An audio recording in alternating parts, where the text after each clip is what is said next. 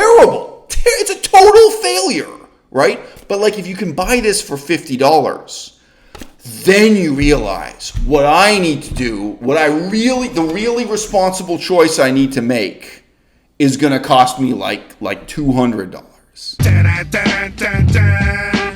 The strongest argument I've got in favor of monogamy is this. If you got 2 or 3 wives, you are going to get so sick and tired of NBA Jam.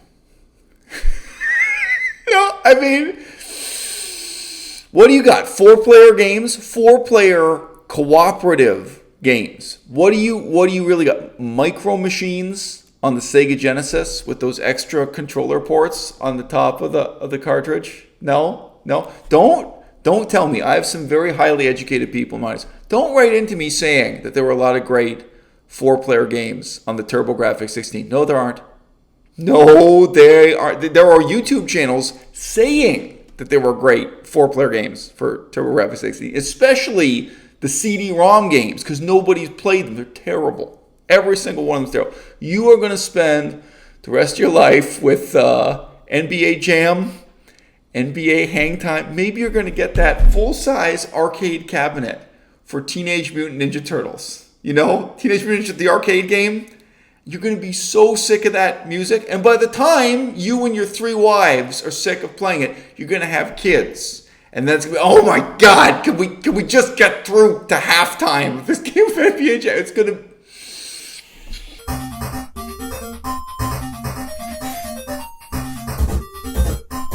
Oh. Yo, yeah? Yeah, you fucking filthy bitch.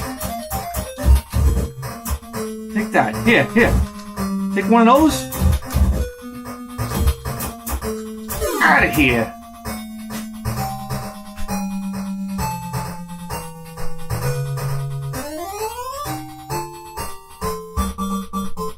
Oh! Yeah! Come on!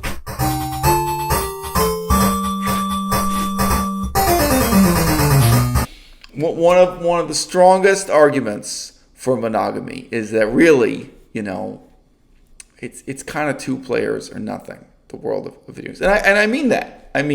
Okay? I mean that. If you bought this device I have visible in the background to play 1-player games alone as an adult, to me that's just the saddest thing imaginable. Because all of these games, like all video games, if you are a fully grown, mentally mature adult, dude, it's like 5 minutes maximum. How long can you possibly, as an adult, play Neo Geo Super Dodgeball alone? Oh!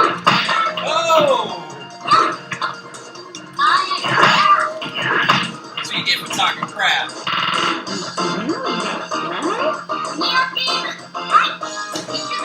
How long can you play Neo Geo Baseball 2020? I forget. Was that game? Was it 2080? Does the baseball game set in the future? Well, is that 5 minutes of entertainment for an adult? These were arcade games. These were games designed to be played standing up.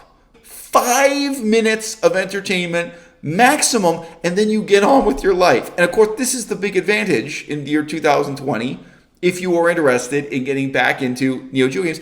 And almost every single game on the system is 2-player simultaneous. Some of them cooperative, some of them competitive.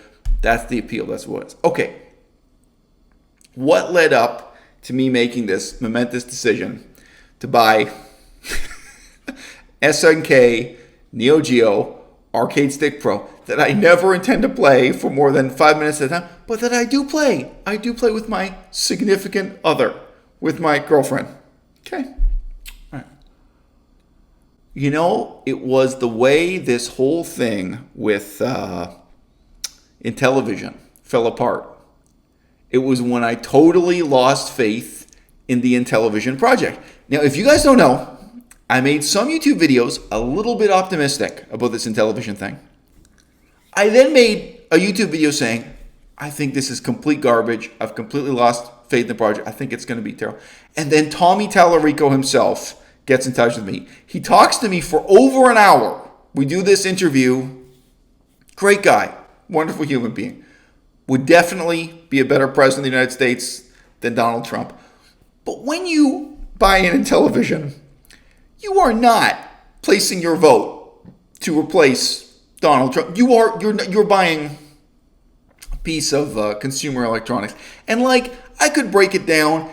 Each and every justification for why I was interested in the Intellivision fell apart during the year 2020. It could have been that the 2020 was the year of the Intellivision, and it's not. It's not for me. It's not for anybody. But like the rationale for why I seriously thought, money's tight around here, really. Really. If you guys don't know, I put up an Amazon wish list for books because I was sitting there thinking, another $30 for a book about ancient Chinese philosophy. And I want to say this also. Even if you play these games for 5 minutes, it will inspire you to reflect on how much more meaningful those books are that you could be reading than this game you're playing. I think my catchphrase when I play video games now is, this feels like a job I'm not being paid to do. I say that all the time. It's entertainment, but it's entertainment that's somehow so vacuous, so meaningless, that it'll cause you to really reflect on, what is meaningful in your life. Here we go. Come here.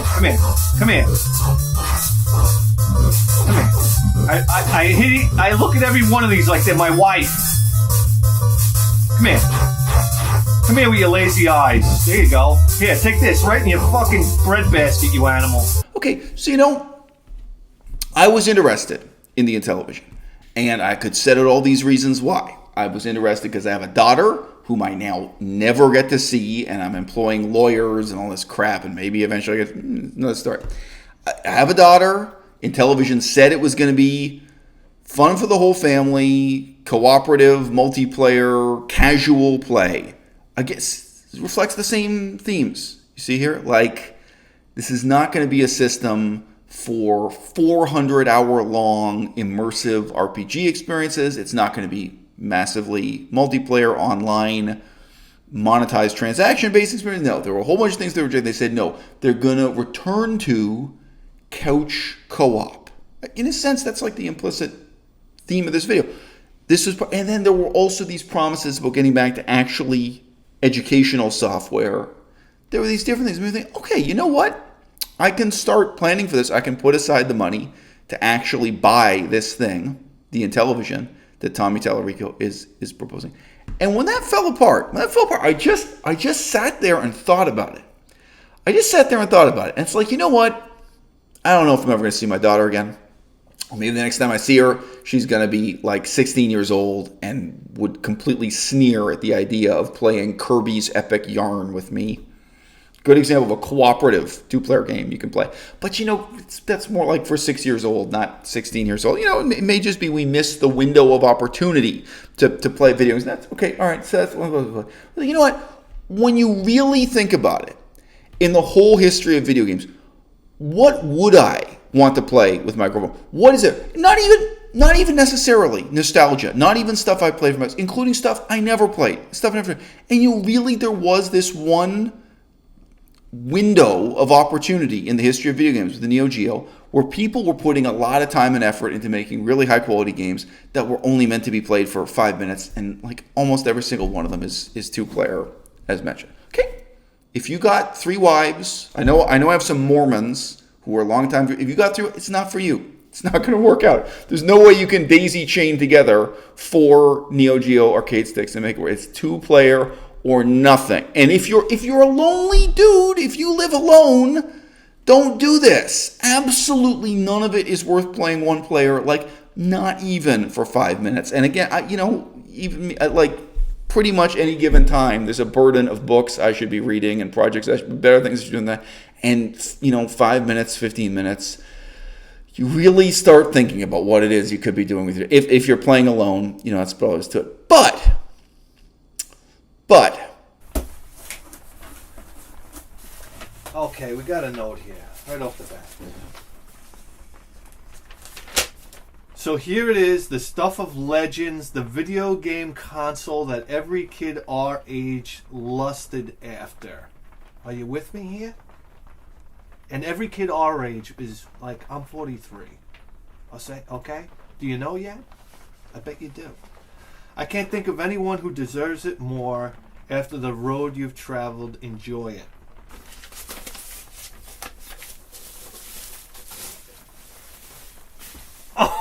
Oh, baby! Are you kidding me?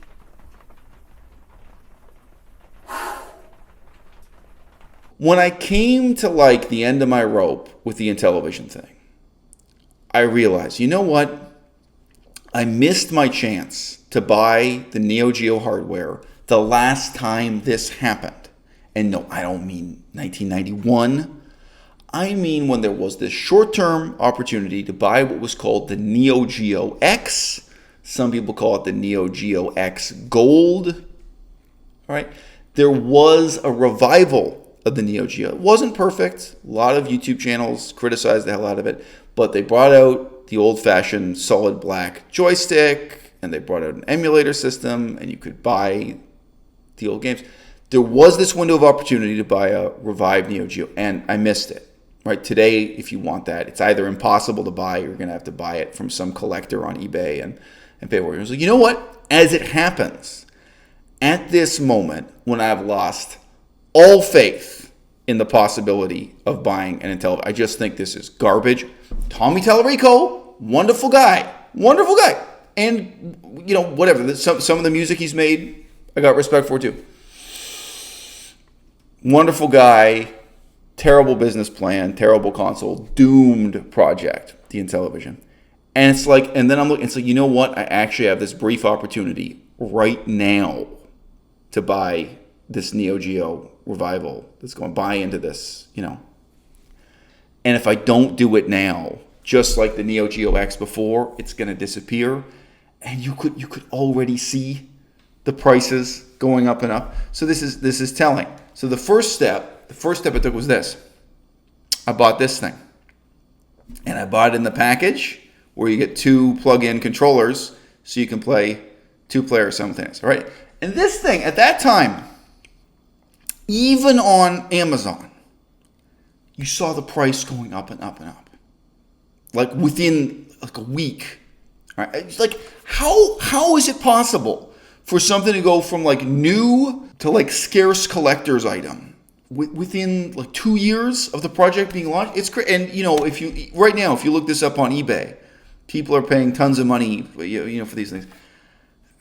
And like, man, you can probably just tell from the weight. I mean, there's no intrinsic value in this. All the components could go into a cell phone, right? It's like a cell phone. I'm not saying the screen is bad. It's a beautiful screen, tiny, but like, you know, this is what this is. It's like a cell phone reformatted to be this simulated arcade cabinet. All right, so that was the first step.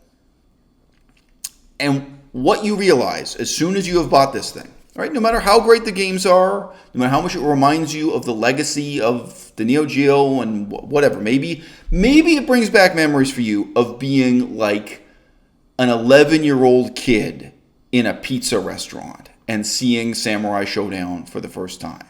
You know, it may evoke, for a lot of people in my generation, it evokes all kinds of memories. And for pretty much everyone, these were not the games you owned.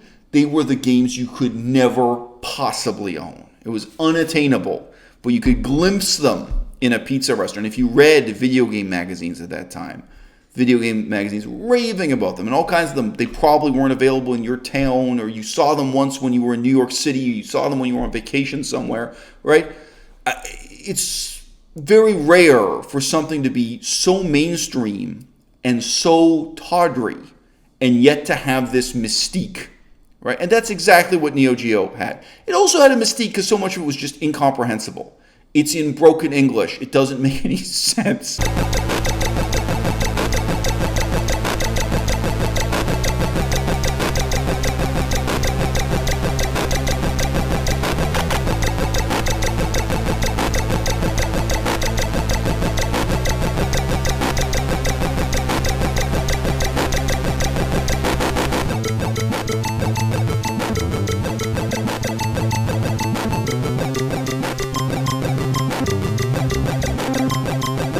They all seem to have like a rough idea of what the plot should be. This is also the main source of entertainment, is sitting there and ridiculing these games. But probably the original Japanese barely made sense. And when he crosses the ocean and crosses the language barrier.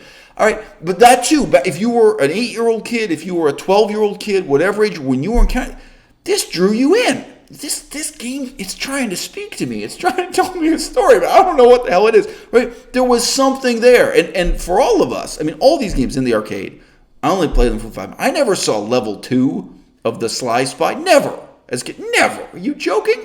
I probably never got to the 3rd enemy in Samurai Shodown. I was a child. A child's skill level. No. Okay, but this is not about the software. Right? As soon as you've bought into this thing, what you're going to realize is that the controls are a joke. This actual joystick is a joke. Most of these games, most of the games this system is famous for, and of course you also get the joy of discovering all kinds of games that are not famous, that you never heard of before. You get to discover the whole Neo Geo library, right?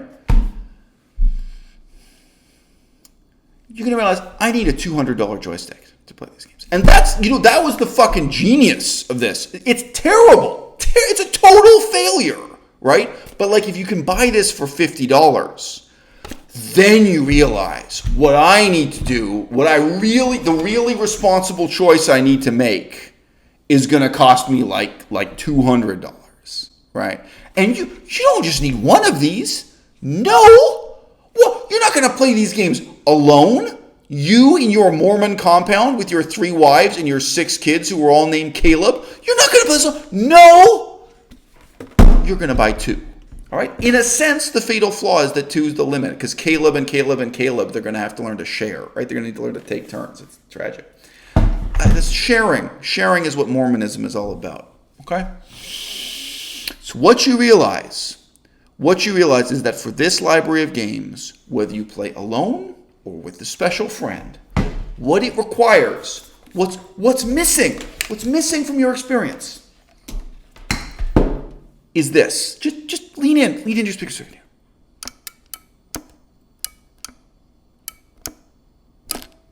You hear that? You hear that?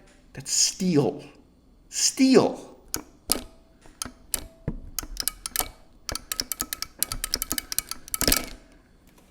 Don't you guys have a saying in Detroit? Like, a car is only as good as its crankshaft? No?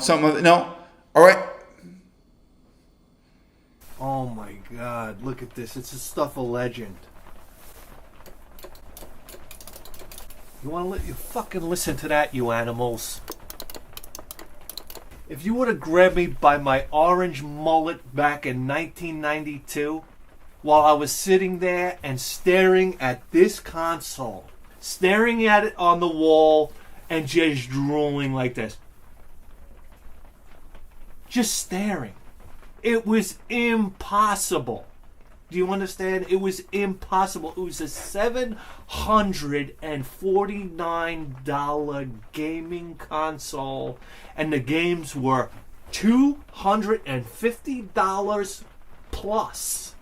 You have to admit to yourself, there's no way really for you to appreciate or play these games without hundreds of dollars worth of joystick. I mean, there's no limit. Now, if you look around and if you know where to look on the internet today, you can legitimately buy these for, I think, less than $100 each.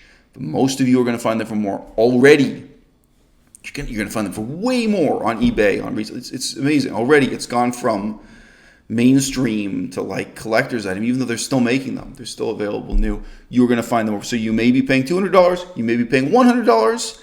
But if you're buying 2 of them, then if you get into modifying and upgrading the components. Okay. So this is a review of more than one thing in this video, right? We're reviewing the concept of video games you could conceivably play if you are not the kind of person who plays video games. It's already a little bit interesting, right? It's a question of video games you could play with your kid if you've got kids. It's a question of video games you could play with your wife, husband, whatever. These are something, right? And then for me, there's this sense that 2020 could have been the year of the Intellivision Amico, and it's not. For me, it's the year of rediscovering the Neo Geo. But I think there really is something special produced by this brief period of time when people were making games, not trying to keep you captivated at a cell phone for hours so that you'll click to buy a loot box, right? So that you'll pay money to get an upgrade. Like today, this is how games are designed. Not even games that are designed like, you remember Final Fantasy for the original PlayStation, where like the value for money was getting you to do the same repetitive action again and again for hours?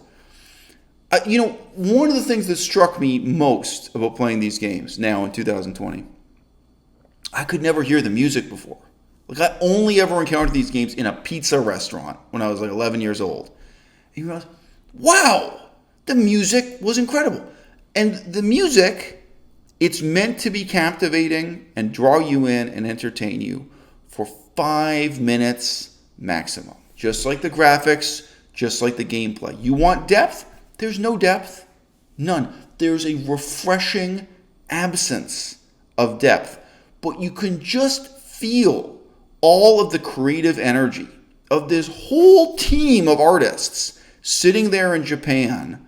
All these guys, you can tell, that went to art school, pouring their heart and soul into trying to make that 5 minutes for you worth the 25 cents you put in the machine. All right? Sengoku 1, 2, and 3. Insanity. Complete insanity. I would nominate Sengoku as like the greatest Buddhist video game of all time, right? It's just a mashup of completely surreal hell imagery, demon imagery, reincarnation imagery from, Japanese Shinto mythology and Buddhism, Buddhist miscellany, right? There's no plot. I think part of the fun of playing Sengoku is that you can make up the plot as you go along, right? This totally stimulating, totally empty experience, right? And then it's over. And you push the button and something happens on screen, and pretty soon you're thinking, wasn't I supposed to be reading something? Don't I, and that's good. That's good. For years, psychiatrists tried to design different drugs that would create like an aversion to alcohol, where you could have 1 drink or 2 drinks, then you wouldn't want to, so that alcoholics could wean themselves off. I've actually heard mixed reviews that some of those treatments actually work. Can you medicate alcoholism away? Well, maybe you can and maybe you can't. I've got to tell you, on the one hand, human beings are capable of becoming addicted to simple deck of playing cards. People get addicted to solitaire. People get addicted to huffing glue and eating shoe polish, all these terrible things. Could it be that in this brief period when the Neo Geo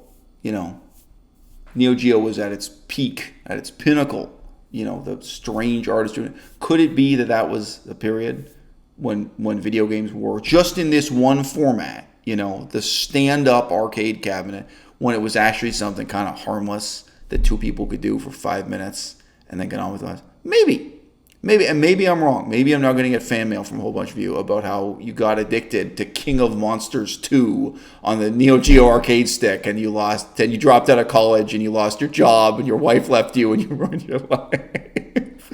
Maybe. I think the case that was there for the Intellivision Amico, for me, was interesting because it was really a case being made against everything that's wrong with video games in the 21st century, right? It's insane. It's a terrible marketing strategy. But like Tommy Tallarico was arguing, this, and this is bad and wrong and terrible about the video game industry in 2020. And now he's going to come out with something that in all those ways is the antidote. He's going to come out with something which is fun for the whole family, co-op, multiplayer, couch gameplay.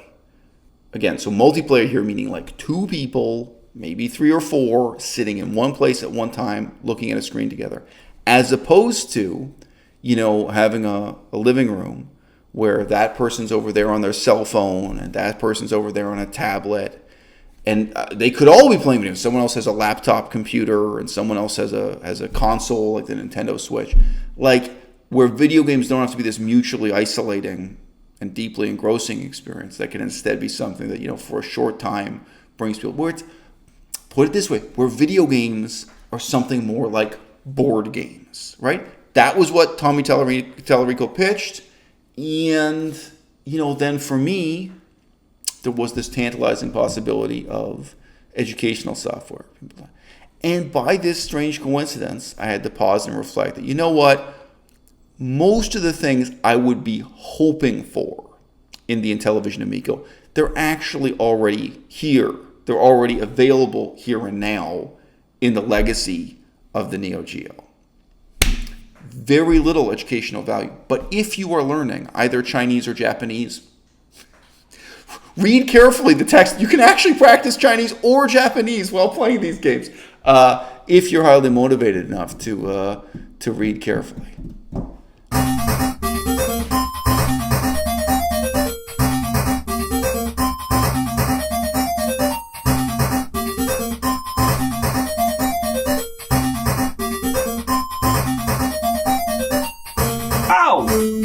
Yes!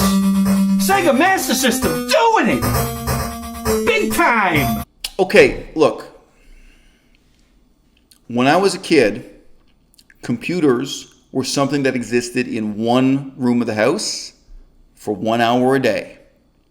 And video games were something that existed in one room of the house for 1 hour of the day. And we all know the reality in 2020. Video games have taken over the whole house, and computer entertainment, computer distractions, computer communications, computer productivity have taken over 24 hours a day. And this has happened in large part through the cellular phone, bringing the computer, bringing the video, bringing all these applications, putting it in your pocket and putting it in front of your face. I heard an anecdote of a guy on YouTube today. He was talking about going to Hooters. So he goes to Hooters, and they're these, half-naked women, these sexy women in these costumes. Nobody's looking at them. He said, there were 8 guys. They're all drinking whiskey and staring at their phones. They're doing, and they could be doing something important on their phone. So they're not. They could be negotiating with a divorce lawyer over the phone. I don't know, right? They could be learning Chinese on their phones. I got a Chinese learning app. If you see me at the gym staring at my phone, I promise I'm studying Chinese. I used to do that. Okay, come on, buddy. You get off the machine. You done doing Chinese level 3 verbs here? Come on.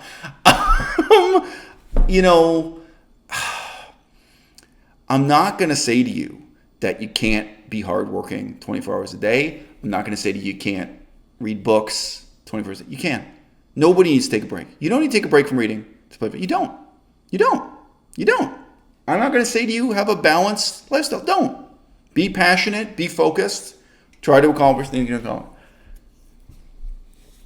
Reality is, if I'm over in the corner reading a book, and my girlfriend is over in the other corner reading another book, we're together, but in a sense, each of us is alone. I think there is a function for video games in our lives. Whether it's me with my daughter, me with my girlfriend, I think there's a function for short periods of time of bringing people together just to sit together and play, where video games can be something not so different from playing a board game together. I didn't live through Monopoly, leaving that one room in the house and that 1 hour and taking over our lives. I didn't live through a generation where poker or pinochle or Ludo, came out of the one room of the house and took over. That's not what I lived through, right? I was the generation. I saw 8-bit go to 16-bit, go to 32-bit, and I saw it ruin everyone's lives around me, okay? I saw so many guys in the university, they learned nothing the whole time in the university. And video games, it really was the main reason. That's what I've lived through. That's what I've seen.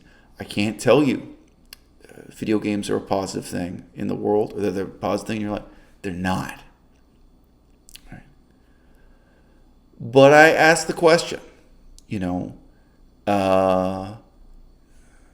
if you want to have some limited role for video games in your life, in your family, in your playtime with your kid, maybe we can't look to something new like the Intellivision. Maybe we've got to look at something old, what we can do with retro gaming, what we can do with things like right now, the revival of the Neo Geo system.